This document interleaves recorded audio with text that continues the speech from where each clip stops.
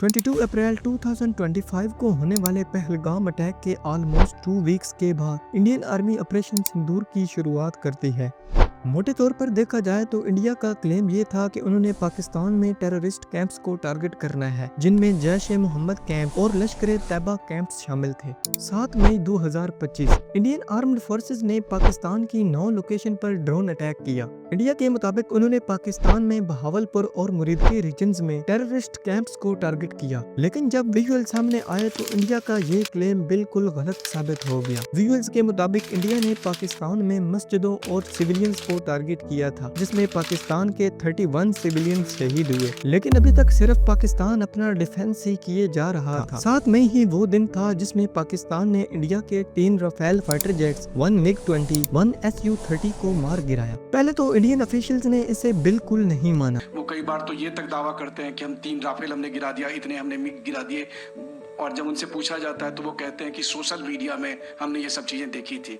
तो अगर आधिकारिक तौर पर अगर आप कुछ कह सकें इस पर, ताकि उन्हें भी समझ में आए कि इस तरह के प्रोपेगेंडा नहीं चलने वाला है।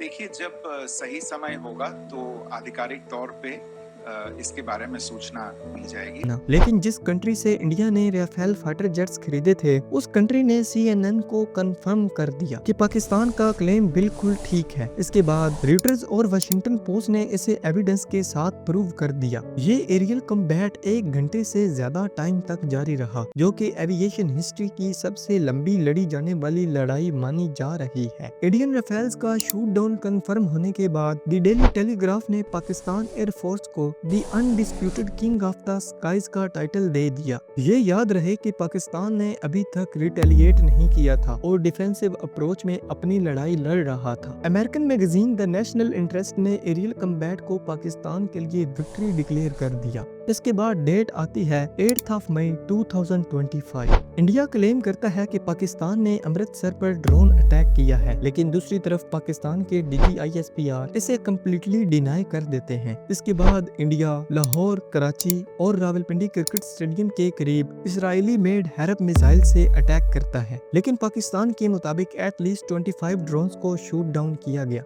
This is a launch of a high-speed projectile that has been launched from their areas surrounding Adampur. These are the vectors where our radars are picking them, and it is disappearing short of Amritsar area within their own territory. इसके बाद date आती है 9 मई 2025। India फिर से claim करता है कि पाकिस्तान ने इंडियन कंट्रोल्ड कश्मीर और जैसलमेर के रीजन में ड्रोन अटैक किया है। पाकिस्तान के DGISPR ने इसे दोबारा डिनाई कर दिया, और यही वो प्रेस कॉन्फ्रेंस थी जिसमें Pakistani air vice marshal Aurangzeb Ahmed ने इंडिया के 5 फाइटर जेट्स को शूट डाउन करने के एविडेंस इंटरनेशनल मीडिया को प्रोवाइड किए। पाकिस्तान के DGISPR बार बार इंडिया को वाज़ेह पैगाम दे रहे थे कि पाकिस्तान हमले के लिए अपनी जगह और वक्त का इंतखाब खुद करेगा। When Pakistan will strike, तो हमें और आपको इंडिया के मीडिया की जरूरत नहीं उसे बताने की। The whole world will come to know. Its reverberations will be felt everywhere. इसके बाद डेट आती है 10 मई 2025। इंडिया वो गलती करता है जिसके बाद पाकिस्तान अपना ऑपरेशन बुनियान अल मरसूस लॉन्च करने पर मजबूर हो जाता है। जी हाँ, वही पाकिस्तान जो पहले डिफेंसिव अप्रोच में था, पहले मर्तबा रिटेलिएशन को जाता है। होता कुछ यूं है कि इंडिया ने पाकिस्तान की रावलपिंडी में नूर खान एयरबेस, रफीकी एयरबेस और मुरीद एयरबेस पर मिसाइल दाग दिए। इसके बाद पाकिस्तान के पास रिटेलिएशन के सिवा और कोई चारा ही नहीं था।